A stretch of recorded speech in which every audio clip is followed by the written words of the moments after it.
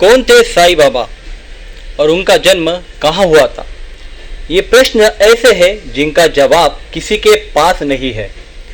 साईं ने कभी इन बातों का जिक्र नहीं किया। इनके माता पिता कौन थे, इसकी भी कोई जानकारी उपलब्ध नहीं है।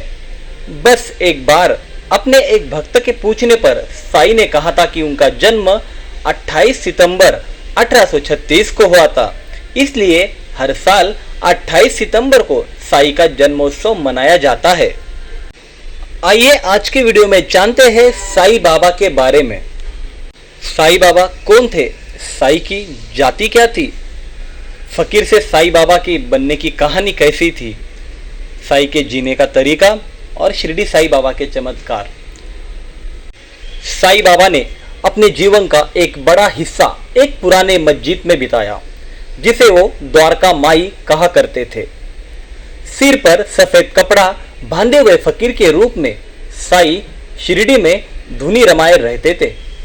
इनके इस रूप के कारण कुछ लोग इन्हें मुस्लिम मानते हैं, जबकि द्वारका के प्रति श्रद्धा और प्रेम के कारण कुछ लोग इन्हें हिंदू मानते हैं। लेकिन साईं ने कबीर की तरह कभी भी अपने को जाति बंधन में नहीं बांधा। हिंदू हो या मुस्लिम, साईं ने सभी के प्रति समान भाव रखा और कभी इस बात का उल्लेख नहीं किया कि वो किस जाति के हैं। साईं ने हमेशा मानवता, प्रेम और अपना दयालु स्वभाव को अपना धर्म माना। जो भी इनके पास आता उसके प्रति बिना भेदभाव वो कृपा करते थे। साईं के इसी व्यवहार ने उन्हें शिरडी का साईं बाबा और भक्तों का भगवान बना दिया। हालांकि साईं बाबा का साईं नाम कैसे पड़ा, इसकी एक रोचक कथा है। कहा जाता है कि सन 1854 में पहली बार साईं बाबा शिरडी में दिखाई दिए। उस समय बाबा की उम्र लगभग 16 वर्ष थी। शिरडी के लोगों ने बाबा को पहली बार एक नीम के वृक्ष के नीचे समाधि में लीन देखा। कम उम्र में सर्दी गर्मी भूख प्यास की जरा भी चिंता किए बगैर बाल योगी को कठिन तपस्या करते देखकर लोगों को बड़ा आश्चर्य हुआ। त्याग और वैराग्य की मूर्ति बने साईं ने धीरे धीरे गांव वालों का मन मोह लिया। कुछ समय शिरडी में रहकर साईं एक दिन किसी से कुछ कहे बिना अचानक वहां से चले गए। कुछ सालों के बाद चांद पाटिल नाम के एक व्यक्ति की बारात के साथ साईं फिर शिरडी में पहुंचे। खंडोबा मंदिर के पुजारी मालसापति ने साईं को देखते हुए कहा, आओ साईं। इस स्वागत संबोधने के बाद से ही शिरडी का फकीर साईं बाबा कहलाने लगा।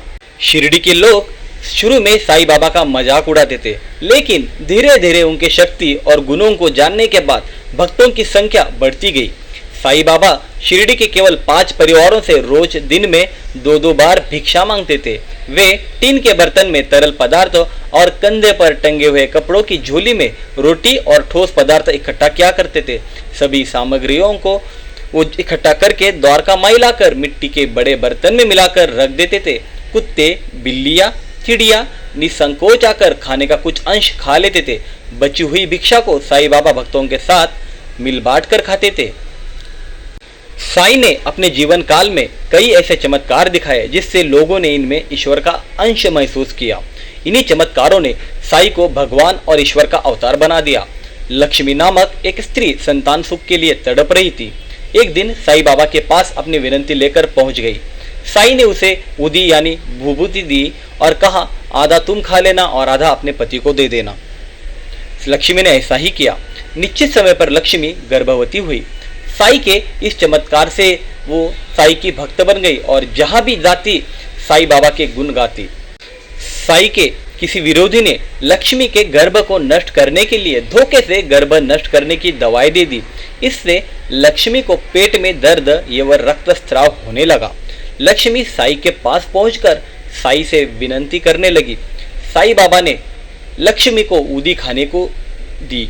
उदी खाते ही लक्ष्मी का रक्तस्राव रुक गया और लक्ष्मी को सही समय पर संतान सुख प्राप्त हुआ। हालांकि शिरडी के साईं बाबा की जन्मतिथि को लेकर कोई पुख्ता प्रमाण नहीं है। क्या आप लोग जानते हो साईं बाबा कौन थे, उनका जन्म कहाँ हुआ था? इस प्रश्नों का जवाब आपके पास है तो प्लीज कमेंट कीजिए और कमेंट बॉक्स में ओम साई राम लिखिए। आपको ये वीडियो अच्छा लगा तो इसे शेयर कीजिए, लाइक कीजिए और चैनल को सब्सक्राइब करना ना भूलिए। ओम साई राम, ओम साई राम, ओम साई राम।